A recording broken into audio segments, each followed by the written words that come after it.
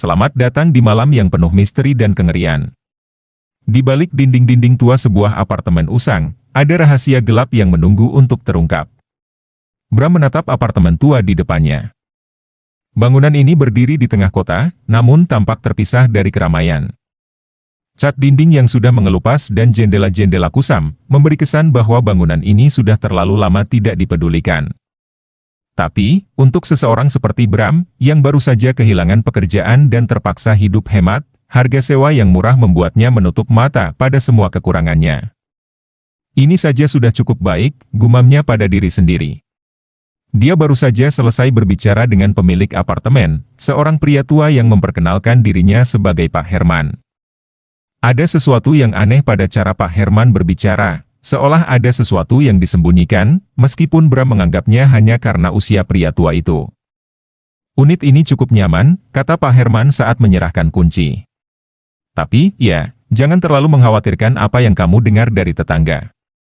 Bram hanya tersenyum tipis, tidak memedulikan peringatan samar itu. Lagi pula, dia tidak percaya pada tahayul atau cerita horor. Semua itu hanya imajinasi orang-orang yang terlalu banyak menonton film. Unit yang dia sewa berada di lantai 3, ujung lorong. Saat Bram membuka pintu apartemennya, udara dingin menyambutnya. Dia berdiri sejenak di ambang pintu, merasakan ketenangan aneh yang melingkupi ruangan kecil itu. Ruangan itu berdebu, dengan lantai kayu yang sudah usang dan tembok yang sedikit retak. Furniturnya sederhana, sebuah sofa tua, meja kopi kecil, dan lemari pakaian yang terlihat seperti barang-barang bekas. Kamar tidur di sudut ruangan tampak sempit dengan hanya sebuah ranjang kecil di dalamnya. Meski begitu, Bram merasa lega.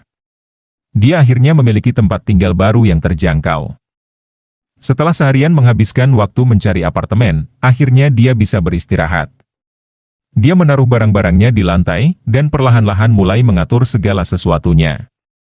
Malam pertama di apartemen baru, Bram tidur nyenyak. Namun, sekitar tengah malam, dia terbangun oleh suara ketukan pelan. Suara itu terdengar dari luar pintu apartemennya, seperti seseorang yang mengetuk dengan lembut.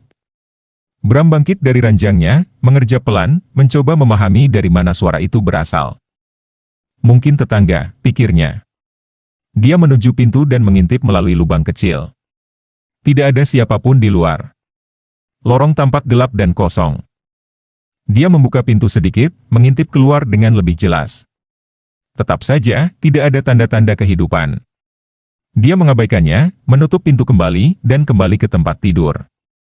Mungkin hanya suara dari apartemen sebelah, atau mungkin hanya angin. Namun, saat dia mencoba kembali tidur, suara itu terdengar lagi. Kali ini, suara ketukan itu terdengar lebih keras, dan Bram mulai merasa tidak nyaman. Pagi berikutnya, Bram bertemu dengan beberapa tetangga di lorong. Mereka menatapnya dengan tatapan aneh, seperti ada sesuatu yang mereka ketahui tapi enggan untuk diungkapkan.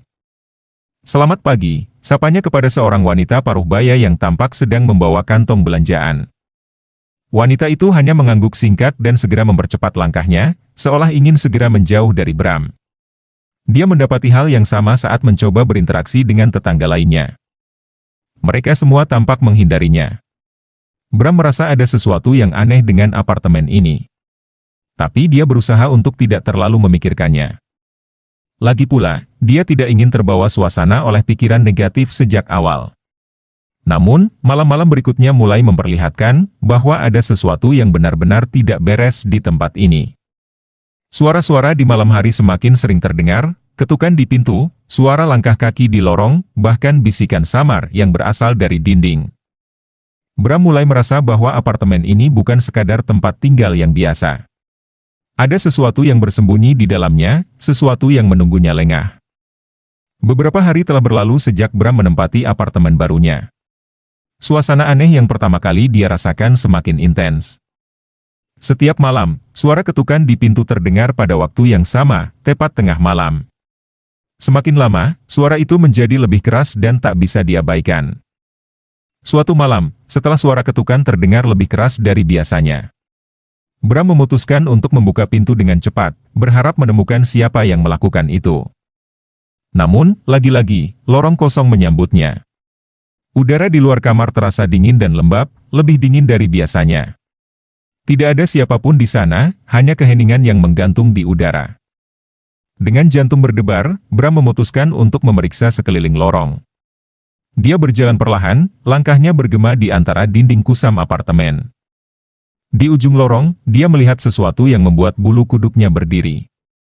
Bayangan samar bergerak di pojok ruangan, bersembunyi di balik sudut gelap yang tidak bisa dijangkau oleh lampu.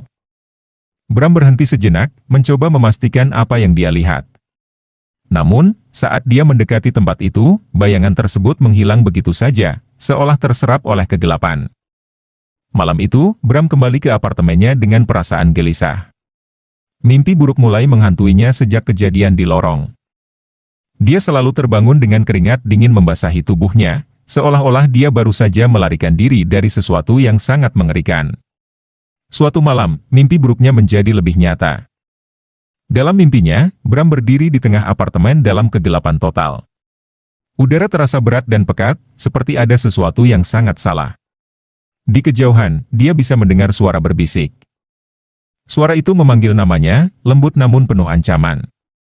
Ketika Bram berusaha mencari sumber suara itu, tiba-tiba dia merasakan sesuatu menyentuh bahunya. Ketika dia berbalik, dia melihat sosok bayangan yang sama, berdiri begitu dekat, dengan mata kosong menatapnya. Sosok itu tidak bergerak, hanya menatapnya dengan intensitas yang membuat Bram merasa kaku. Dia terbangun dengan napas tersengal-sengal, kepanikan masih terasa di dadanya. Tapi kali ini, mimpi itu terasa terlalu nyata. Bram yakin bahwa sosok yang dilihatnya di mimpinya, adalah hal yang sama yang menghantui lorong apartemennya. Bram memutuskan untuk berbicara dengan Pak Herman, pemilik apartemen. Di siang hari, suasana apartemen tampak lebih biasa, tidak ada tanda-tanda kengerian yang dialaminya di malam hari. Namun, saat Bram mengetuk pintu unit Pak Herman, pintu itu terbuka dengan sedikit derit, dan aroma lembab serta debu menyeruak keluar. Pak Herman duduk di ruang tamunya yang sempit. Pria tua itu tampak lebih kurus dan lelah, dibandingkan saat pertama kali Bram bertemu dengannya. Matanya kosong, seolah-olah dia tidak tidur selama beberapa malam terakhir. "Ada yang bisa saya bantu?" tanya Pak Herman dengan suara pelan. Bram ragu sejenak sebelum akhirnya menceritakan semua yang dialaminya, suara ketukan di malam hari, bayangan di lorong, mimpi buruk yang selalu menghantuinya. Namun, alih-alih terlihat terkejut, Pak Herman hanya mengangguk pelan, seolah-olah dia sudah mendengar semua itu sebelumnya. "Anda bukan orang pertama yang mengalaminya," kata Pak Herman akhirnya. "Setiap penyewa di unit itu mengalami hal yang sama, dan tidak ada satupun dari mereka yang bertahan lama." Bram terdiam. Perasaannya semakin tidak enak. "Apa yang sebenarnya terjadi di apartemen ini?" tanyanya dengan suara bergetar. Pak Herman menghela napas panjang. "Ada sesuatu yang tertinggal di sini sejak lama. Sebuah tragedi yang tidak pernah diselesaikan. Dan entah bagaimana, setiap orang yang tinggal di unit itu akan terkena dampaknya." Bram mencoba memproses informasi itu. "Apa maksudmu? Tragedi apa?" Pak Herman tidak langsung menjawab. Dia menatap keluar jendela dengan tatapan kosong. "Seseorang meninggal di sana bertahun-tahun lalu. Sejak saat itu, apartemen ini tidak pernah benar-benar aman." Setelah pembicaraan itu, Bram merasa lebih bingung daripada sebelumnya. Bagaimana mungkin sebuah tragedi lama bisa mempengaruhi tempat ini begitu kuat, hingga setiap penyewa mengalami hal-hal aneh? Tapi, bagian dari dirinya juga tidak bisa mengabaikan perasaan bahwa apapun itu, sudah terlalu terlambat untuk menghindarinya. Malam berikutnya, kejadian aneh semakin intens. Ketukan di pintu tidak hanya terjadi sekali atau dua kali, tapi terus berulang dengan ritme yang aneh. Seolah-olah ada seseorang yang dengan sengaja ingin mengganggu ketenangannya. Bram bahkan mendengar suara langkah kaki di dalam apartemennya, meski dia tahu dia sendirian. Puncaknya terjadi ketika dia duduk di sofa, berusaha menenangkan diri dengan menonton televisi. Tiba-tiba, lampu di apartemen berkedip-kedip, dan layar televisi mati sendiri. Dalam kegelapan, Bram merasakan kehadiran yang kuat di sekitarnya. Napasnya tertahan saat dia mendengar suara berbisik di belakangnya. "Bram, ikutlah denganku." Bram berbalik dengan cepat, tapi tidak ada apa-apa di belakangnya. Namun, perasaan dingin itu tetap ada, membuat udara terasa berat dan sulit dihirup. Dia merasakan ketakutan yang luar biasa, seolah-olah sesuatu sedang mengawasinya, menunggu saat yang tepat untuk menyerangnya. Dengan tangan gemetar, Bram mencoba menyalakan lampu kembali, tapi saklar tidak berfungsi. Dalam kegelapan total, dia hanya bisa berdiri diam, mendengar suara-suara samar yang semakin mendekat, bisikan-bisikan yang terdengar seperti seruan dari dunia lain. Bram tidak bisa lagi menahan kegelisahannya. Dia merasa terjebak dalam mimpi buruk yang tidak pernah berakhir. Setiap malam, teror semakin mendekat, seolah-olah sesuatu di dalam apartemen itu semakin kuat. Tapi dia tidak tahu bagaimana cara melawannya, atau bahkan apa yang harus dilawan. Malam itu, Bram memutuskan untuk tidak tidur. Dia bertekad untuk menghadapi apapun yang datang kepadanya. Dengan lilin yang menyala di sampingnya, dia duduk di meja dapur, menunggu dalam hening. Suara angin yang berhembus di luar jendela terasa jauh lebih menakutkan sekarang. Tapi Bram sudah lelah merasa takut. Dia ingin tahu apa yang sebenarnya menghantui apartemen ini. Sekitar tengah malam, suara ketukan itu datang lagi. Ketukan pelan, namun cukup kuat untuk membuat Bram melompat dari kursinya. Tapi kali ini, dia tidak akan lari atau bersembunyi. Dengan napas tertahan, Bram berjalan menuju pintu depan. Tangannya gemetar saat meraih kenop pintu, tapi dia memaksa dirinya untuk tetap tenang. Ketika pintu terbuka, dia terkejut melihat seorang anak kecil berdiri di depan pintunya. Anak itu tampak berusia sekitar 7 atau 8 tahun, dengan wajah pucat dan mata yang tampak kosong. Rambutnya yang hitam kusut menutupi sebagian wajahnya. "Siapa kamu?" tanya Bram, suaranya terdengar serak. Anak itu tidak menjawab. Dia hanya menatap Bram dengan tatapan kosong, lalu berbalik dan berjalan perlahan menyusuri lorong. Bram merasakan dorongan aneh untuk mengikutinya. Tanpa berpikir dua kali, dia melangkah keluar apartemen, mengikuti anak itu ke arah lorong yang gelap dan panjang. Lorong itu tampak lebih panjang dari biasanya, seolah-olah berubah menjadi labirin yang tidak berujung. Bram terus mengikuti anak kecil itu, meskipun setiap insting dalam dirinya mengatakan untuk berbalik dan lari. Tapi ada sesuatu tentang anak itu yang membuatnya terus maju. Akhirnya, mereka tiba di sebuah pintu di ujung lorong yang Bram belum pernah lihat sebelumnya. Pintu itu terbuat dari kayu tua yang sudah lapuk, dengan pegangan besi yang berkarat. Anak kecil itu berhenti di depan pintu dan menoleh ke arah Bram. "Di sini," katanya pelan. Suaranya terdengar jauh, seperti berasal dari dunia lain. Sebelum Bram bisa menjawab, anak itu menghilang begitu saja, seolah-olah menguap ke dalam udara. Bram berdiri terpaku di depan pintu, tidak yakin apa yang harus dia lakukan. Tapi sesuatu di dalam dirinya memaksa dia untuk membuka pintu itu. Dengan tangan gemetar, dia meraih pegangan pintu dan memutarnya perlahan. Saat pintu terbuka, Bram merasakan hembusan udara dingin yang menusuk tulang. Di balik pintu itu, ada sebuah ruangan kecil yang gelap dan kosong. Dindingnya terbuat dari batu, dan lantainya penuh dengan debu dan serpihan kayu.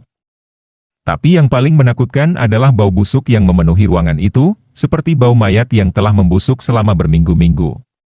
Bram melangkah masuk dengan hati-hati, mencoba menahan napas. Dia merasakan ada sesuatu yang sangat salah dengan tempat ini. Di sudut ruangan, dia melihat sebuah kotak kayu tua yang tampak seperti peti mati kecil. Kotak itu terkunci rapat, tetapi ada sesuatu yang membuat Bram merasa bahwa apapun yang ada di dalamnya, itulah sumber dari semua teror yang dia alami. Bram mendekati kotak kayu itu, tangannya gemetar saat dia mencoba membukanya. Tapi sebelum dia bisa menyentuhnya, pintu di belakangnya tertutup dengan keras, membuatnya melompat ketakutan. Dia berbalik dengan cepat, tapi pintu itu sudah tertutup rapat. Dalam kegelapan, dia mendengar suara langkah kaki pelan yang mendekat. Bram merasa terjebak. Dia tahu bahwa apapun yang ada di dalam ruangan ini bukanlah sesuatu yang bisa dia lawan. Tapi dia juga tahu bahwa dia tidak punya pilihan lain selain menghadapi apapun itu. Tiba-tiba, suara bisikan kembali terdengar di telinganya. "Bram, jangan buka kotak itu." Bisikan itu terdengar seperti berasal dari dalam kepalanya, mengisi pikirannya dengan ketakutan yang luar biasa. Tapi Bram sudah terlanjur penasaran. Dengan sisa keberanian yang dia miliki, dia meraih kotak kayu itu dan mencoba membukanya. Ketika kotak itu terbuka, Bram tertegun melihat apa yang ada di dalamnya. Sebuah boneka kecil terbaring di sana, boneka kayu yang usang, dengan mata hitam kosong yang menatap langsung ke arahnya. Boneka itu tampak sangat tua, dengan pakaian yang sudah lusuh dan rusak. Tapi yang paling mengerikan adalah senyum kecil yang terpahat di wajahnya, seolah-olah boneka itu sedang menertawakan Bram. Sekali lagi, suara bisikan terdengar. "Kamu tidak seharusnya membuka kotak itu." Saat Bram hendak meletakkan kembali boneka itu ke dalam kotak, dia merasakan sesuatu yang aneh. Boneka itu terasa hidup di tangannya, dan matanya yang kosong tiba-tiba bergerak, mengikuti gerakan Bram. Dia segera menjatuhkan boneka itu ke lantai, dan dalam ketakutannya, dia berlari ke arah pintu, mencoba membukanya dengan paksa. Namun, pintu tetap tidak bergerak, seolah-olah terkunci dari luar. Dalam kepanikannya, Bram mendengar suara tawa kecil di sekitarnya, tawa yang berasal dari boneka itu. Boneka itu sekarang berdiri tegak di tengah ruangan, senyumannya semakin lebar, dan matanya yang hitam tampak bersinar dalam kegelapan. "Mainkan aku." Boneka itu berkata dengan suara yang tidak manusiawi, suara yang terdengar seperti gema dari dunia lain. Bram merasakan ketakutan yang luar biasa. Dia menyadari bahwa boneka itu bukan hanya sekadar benda mati. Ada sesuatu yang jauh lebih jahat yang bersembunyi di dalamnya, sesuatu yang ingin menguasainya. Bram mencoba segala cara untuk keluar dari ruangan itu, tetapi pintu tidak bergerak. Dia merasa seolah-olah kekuatan besar menahannya di dalam. Setiap kali dia mendekati boneka itu, rasa dingin menyelimuti tubuhnya. Boneka kayu itu tampak semakin hidup, matanya yang hitam kini benar-benar menatapnya dengan niat jahat. Bram mencoba mengabaikan suara tawa yang mengelilinginya, namun tawa itu semakin lama semakin keras, memantul di dinding batu seperti gema tak berujung. Dia jatuh terduduk di sudut ruangan, merasa seluruh keberaniannya hancur. Boneka itu masih berdiri di tengah ruangan, memperhatikan Bram seolah-olah sedang menunggu sesuatu. Lalu tiba-tiba, tawa itu berhenti. Keheningan yang mencekam mengambil alih ruangan. Bram menatap boneka itu dengan napas tertahan, dan untuk sesaat, dia berpikir mungkin semua ini hanyalah ilusi. Mungkin dia sudah kehilangan akal. Namun, sebelum Bram sempat berpikir lebih jauh, boneka itu mulai bergerak.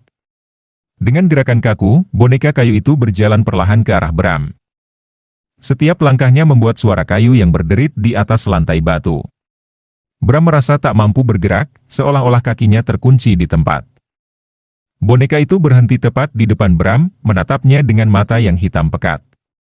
Kemudian, dengan suara lembut tapi menakutkan, boneka itu berbisik, "Kamu milikku sekarang."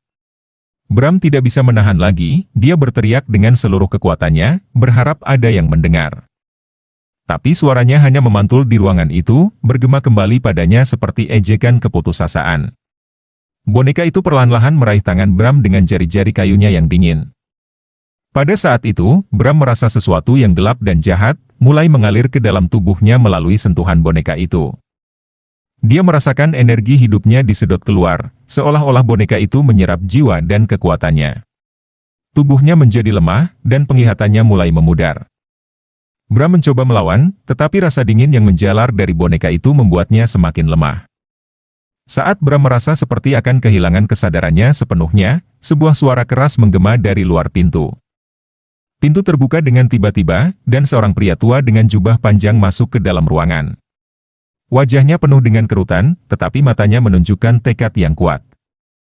Pria itu mengayunkan sebuah tongkat kayu yang berukir ke arah boneka tersebut. "Pergi!" teriaknya dengan suara serak namun tegas. Boneka itu melepaskan cengkeramannya dari Bram dan terlempar ke belakang, menghantam dinding dengan keras. Mata hitamnya memancarkan kilatan amarah sebelum akhirnya jatuh diam. Pria tua itu bergegas menghampiri Bram yang terkapar lemah di lantai. Dengan tangan yang gemetar, dia mengeluarkan kantong kecil dari dalam jubahnya dan menaburkan bubuk putih di sekitar tubuh Bram. "Ini akan melindungimu untuk sementara," kata pria itu. "Tapi kita harus segera pergi dari sini." Bram berusaha bangkit dengan bantuan pria tua itu. Meski tubuhnya masih terasa lemah, dia tahu dia harus segera keluar dari ruangan itu, sebelum boneka tersebut bangkit kembali. Pria tua itu membimbingnya keluar, dan dengan sekali ayunan tongkatnya, pintu kayu di belakang mereka tertutup rapat. Mereka berlari menyusuri lorong yang seolah tak pernah berakhir. Namun kali ini, lorong itu terasa lebih pendek, dan Bram merasa seolah-olah waktu bergerak dengan cepat. Detak jantungnya masih kencang, dan bayangan boneka kayu itu masih menghantui pikirannya. Akhirnya, mereka tiba di depan pintu apartemen Bram. Pria tua itu berhenti, menarik napas dalam-dalam, dan menatap Bram dengan tatapan serius. "Kamu sangat beruntung masih hidup," kata pria itu. "Boneka itu adalah kutukan yang tidak bisa dilawan sembarangan.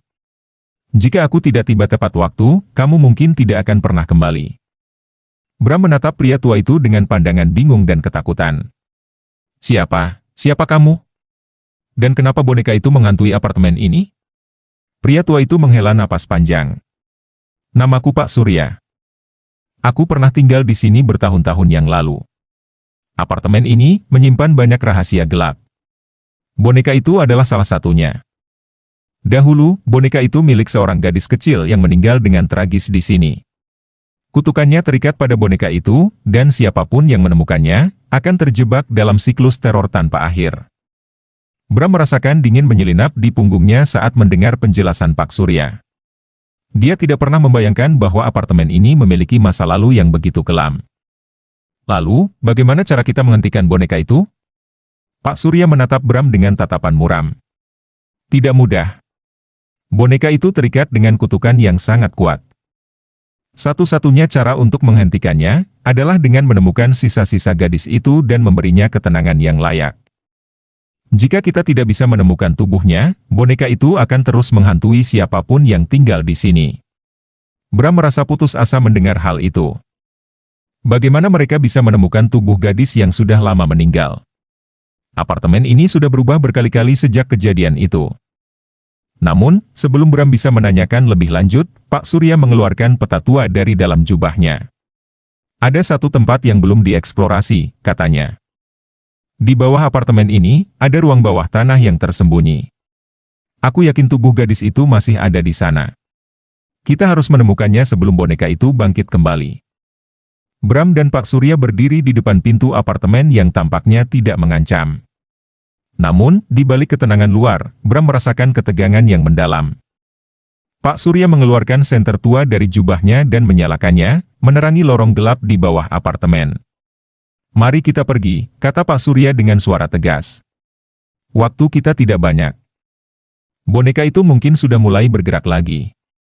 Mereka melangkah memasuki lorong sempit menuju bagian bawah gedung. Bau lembab dan mustineh segera menyambut mereka saat turun ke tangga. Setiap langkah menimbulkan suara berderit yang mengerikan, membuat Bram merasa seperti ada mata yang mengawasi dari kegelapan. Tiba di bawah, mereka menemukan sebuah pintu besi tua yang tampak hampir runtuh. Pak Surya mengeluarkan kunci dari kantongnya dan membuka pintu dengan susah payah. Pintu itu terbuka dengan bunyi berderit yang mengerikan, mengungkapkan tangga yang menuju ruang bawah tanah yang gelap dan berdebu. Bram dan Pak Surya turun ke ruang bawah tanah yang gelap, hanya diterangi oleh cahaya senter. Ruangan itu sangat luas, dengan langit-langit yang rendah dan dinding yang dipenuhi sarang laba-laba. Di sudut-sudut ruangan, terdapat berbagai macam barang bekas, sebuah lemari tua, meja patah, dan tumpukan kertas usang. "Ini adalah tempat yang sangat tua," kata Pak Surya sambil meneliti sekeliling. "Harusnya ada sesuatu di sini yang bisa memberi petunjuk tentang gadis kecil itu." Mereka mulai mencari dengan hati-hati. Bram merasakan rasa tidak nyaman yang mendalam, seolah-olah ada sesuatu yang bergerak di dalam kegelapan. Setiap kali dia melihat ke sudut-sudut ruangan, dia merasa seperti ada sesuatu yang mengintai dari balik bayangan. Setelah beberapa saat, Pak Surya menemukan sebuah kotak kayu tua yang tersembunyi di bawah tumpukan barang. Dengan hati-hati, dia membuka kotak itu, dan di dalamnya terdapat beberapa foto lama, surat-surat kuno, dan sebuah boneka kayu kecil, yang sangat mirip dengan boneka yang sebelumnya menghantui Bram. Bram merasakan jantungnya berdebar kencang. Itu boneka yang sama. Tapi kenapa ada di sini? Pak Surya mengambil boneka dari dalam kotak dengan hati-hati, matanya penuh dengan kekhawatiran. Ini adalah boneka yang sama, tapi ada yang berbeda. Di sini, boneka ini tampaknya tidak lagi memancarkan energi jahat. Mungkin kita harus mencari petunjuk lain. Di antara foto-foto dan surat-surat itu, mereka menemukan sebuah surat yang sangat usang. Pak Surya membacanya dengan perlahan, matanya penuh kesedihan. Ini dari seorang ibu kepada anaknya, katanya akhirnya. Dia bercerita tentang bagaimana anaknya hilang, dan bagaimana dia berdoa agar anaknya bisa menemukan ketenangan. Setelah membaca surat itu, Pak Surya menyimpulkan bahwa tubuh gadis itu mungkin tersembunyi di bagian lain dari ruang bawah tanah ini, terhubung dengan tempat di mana boneka itu ditemukan. Mereka melanjutkan pencarian mereka dengan lebih hati-hati, mencari petunjuk lebih lanjut.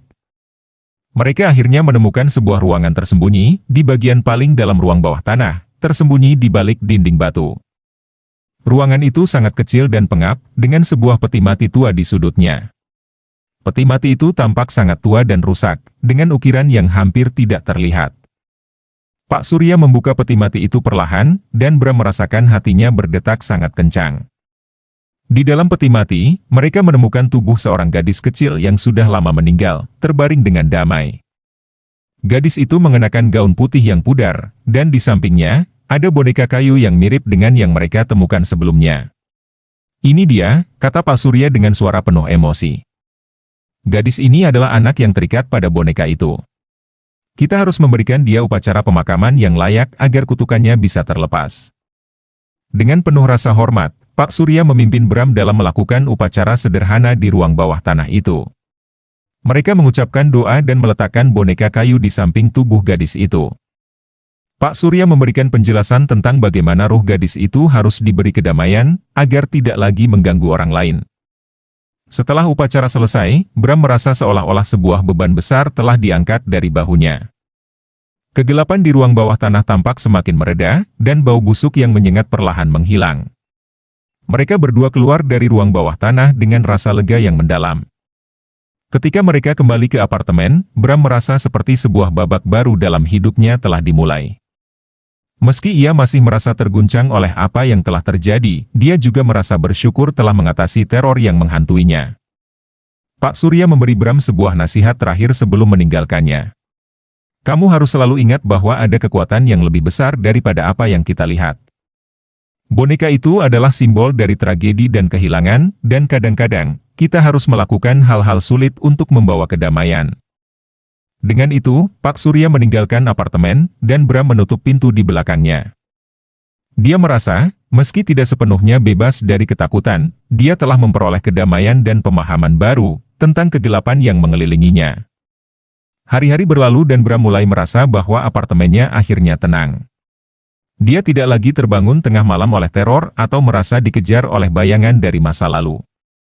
Boneka kayu itu dan kutukan yang menyertainya kini menjadi kenangan yang suram namun memuaskan. Meski Bram tahu bahwa tidak semua kisah berakhir dengan bahagia. Dia merasa bersyukur bahwa dia berhasil membawa sedikit kedamaian ke dalam kehidupan gadis kecil itu. Kini, setiap kali dia memasuki apartemennya, dia merasa bahwa ada sesuatu yang lebih damai menyambutnya, sebuah pengingat bahwa bahkan dalam kegelapan, ada harapan. Terima kasih telah menyaksikan kisah Mencekam Penyewa terakhir. Jika kamu merasa bulu kudukmu berdiri dan jantungmu berdegup kencang, itu berarti kita berhasil menembus kegelapan bersama. Jangan lupa untuk berlangganan dan aktifkan notifikasi, agar tidak ketinggalan cerita horor menarik lainnya. Sampai jumpa di malam penuh misteri berikutnya, dan ingatlah, tidak semua yang tersembunyi di kegelapan adalah hanya mitos belaka.